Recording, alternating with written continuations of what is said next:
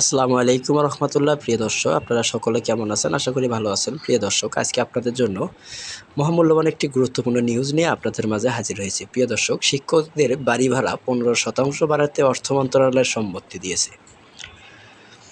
বিজ্ঞাপনটি প্রকাশ করেছে দৈনিক শিক্ষা.com থেকে নেওয়া। প্রিয় দর্শক, বেসরকারি প্রতিষ্ঠানে কর্মরত এমপিওভুক্ত শিক্ষক কর্মচারীদের বাড়ি ভাড়া আসলেই কি 15% বাড়িয়েছে নাকি অন্য কিছু, সেটি জানতে হলে আমাদের খবরটি পুরোপুরি দেখতে থাকুন।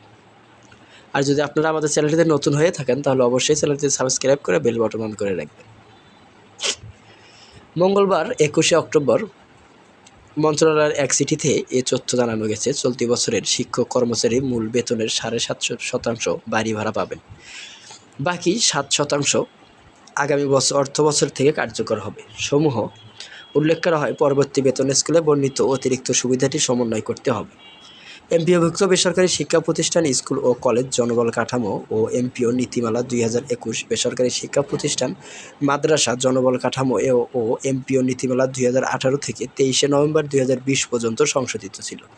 বেসরকারি শিক্ষা প্রতিষ্ঠান, ভোকেশনাল ব্যবসায় ব্যবস্থাপনা, কৃষি ডিপ্লোমা ও মৎস্য ডিপ্লোমা, জনবল কাঠামো ও এমপিও নীতিমালা 2018 23শে নভেম্বর 2020 পর্যন্ত সংশোধিত ছিল এবং সরকার কর্তৃক সময়ে সময়ে জারিকৃত এ সংক্রান্ত প্রজ্ঞাপন, আদেশ, পরিপত্র, নীতিমালা অনুসরণপূর্বক নিয়োগের শর্তাদি পালন করতে হবে।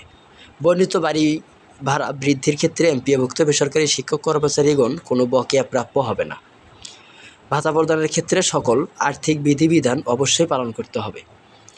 এ ভাতা সংক্রান্ত ব্যয় ভবিষ্যৎ কোনো অনিয়ম দেখা গেলে বিল পরিশোধকারী কর্তৃপক্ষ উক্ত অনিয়মের জন্য দায়ী থাকবেন। প্রশাসনিক মন্ত্রণালয় কর্তৃক জিও জারি করে জিও এর 4 কপি অর্থ বিভাগে পৃষ্ঠ গঠনের জন্য প্রেরণ করতে হবে।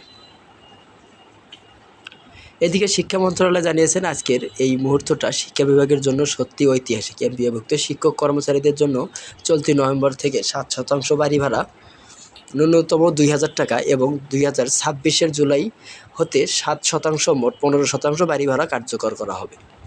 বলা হয়, শিক্ষকদের দাবি অনুযায়ী শতাংশ হারে একই ভাতা নিশ্চিত করতে পেরে এখন শিক্ষক হিসেবে শিক্ষা উপদেষ্টা নিজেকে সৌভাগ্যবান মনে করেন। তিনি দৃঢ়ভাবে বিশ্বাস করেন যে শিক্ষকবৃন্দ আরও আর্থিক সম্মানের দাবিদার এবং তাদের বিদ্যমান উন্নয়নে রাষ্ট্রের সচেষ্ট থাকা দরকার। মন্ত্রণালয় মনে করে, একটি কারো একার জন্য নয়, যৌথ সাফল্য। শিক্ষকদের আন্দোলন আমাদের বাস্তবতা বুঝিয়েছে, সরকার দায়িত্বশীলভাবে সাড়া দিয়েছে, আর সবাই মিলে আমরা এমন এক অবস্থানে এসেছি সেখানে সম্মান, সংগ্রাম ও সমঝোতাই জিতছে।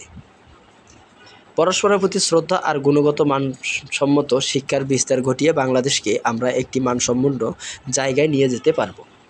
শিক্ষাসহ সব খবর আগে জানতে আমাদের ব্রেকিং নিউজ ইউটিউব চ্যানেলের সঙ্গেই থাকুন। ভিডিওগুলো মিস করতে না চাইলে আমাদের চ্যানেলটিতে সাবস্ক্রাইব করে বেল বাটন অন করে রাখুন।